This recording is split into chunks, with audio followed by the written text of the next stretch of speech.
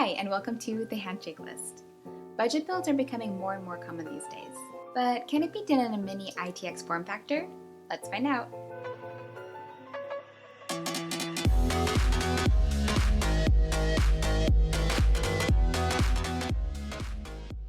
For this build, we had a couple of goals. 1, it had to be a mini ITX form factor. 2, all parts plus shipping must total under $300. And 3, must be able to play some medium demanding games. Maybe you're thinking, why mini ITX? A mini ITX form factor is not budget friendly. And you're right, ITX parts are always more expensive than ATX or MATX parts. But we wanted something that can perform and look good doing it. A computer that will not look out of place if you decide to use it, say, in your living room. In short, beauty on a budget. The case is a DIY PC HTPC cube case from eBay for $34.95. The seller marked this as used, but we couldn't see any sign of wear on this unit, so that was a nice surprise.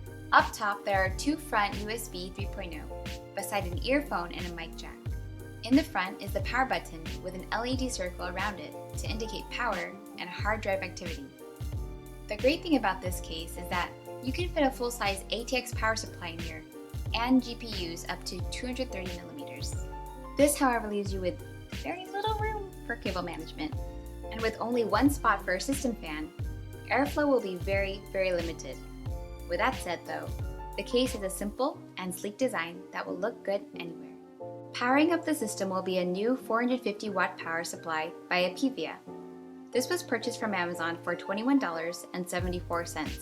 This is an ATX PSU, which is great because it gives us all the power cables we need, but unfortunately, it takes up almost half of the space we need inside the case. The motherboard is refurbished Intel ITX board from eBay for $38 and $12 shipping for a total of $50. This motherboard is as basic as it comes, but with 2 RAM slots and a PCIe slot. What else can we ask for in our budget PC build?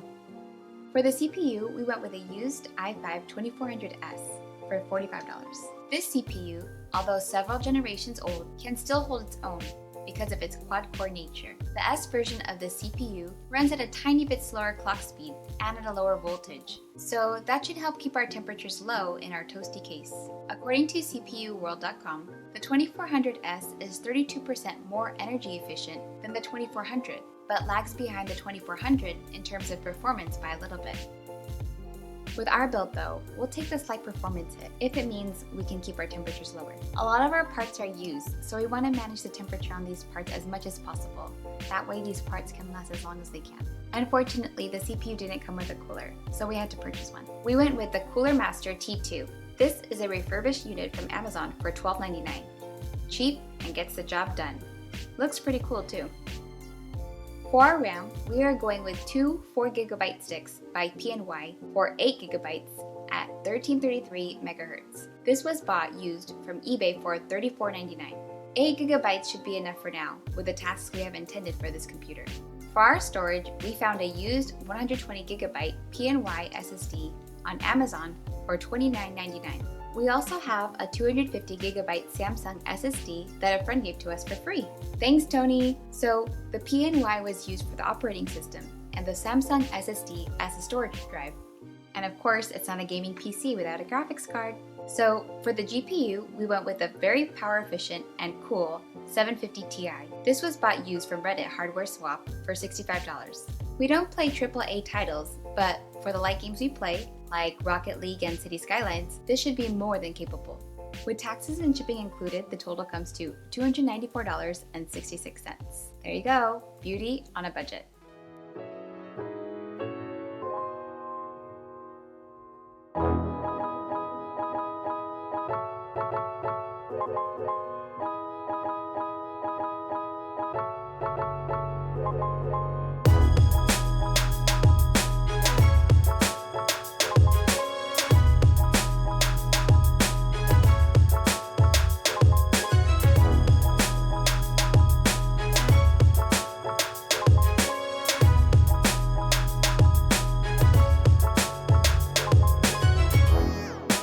So how does it perform? Here are some benchmarks and gameplay footage.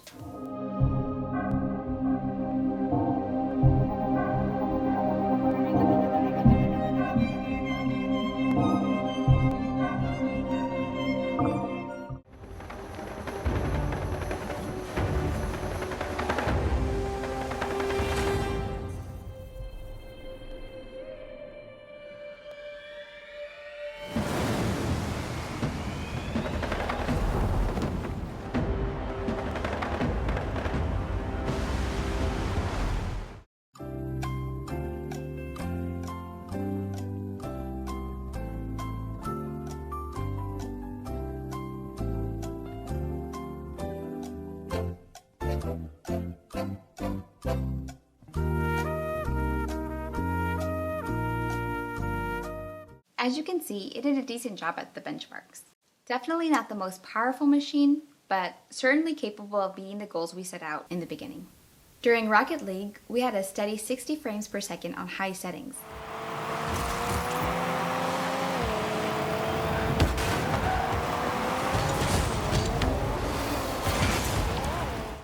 In City Skylines, on high settings, we got an average of 35 frames per second.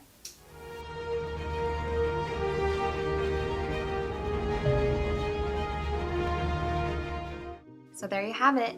Hopefully our build will help some of you out or give you ideas on your build. In hindsight, we know we probably would have been more patient to get a better deal for the RAM and the GPU.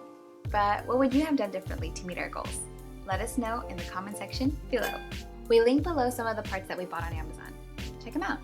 Until next time, thanks for watching The Handshake List.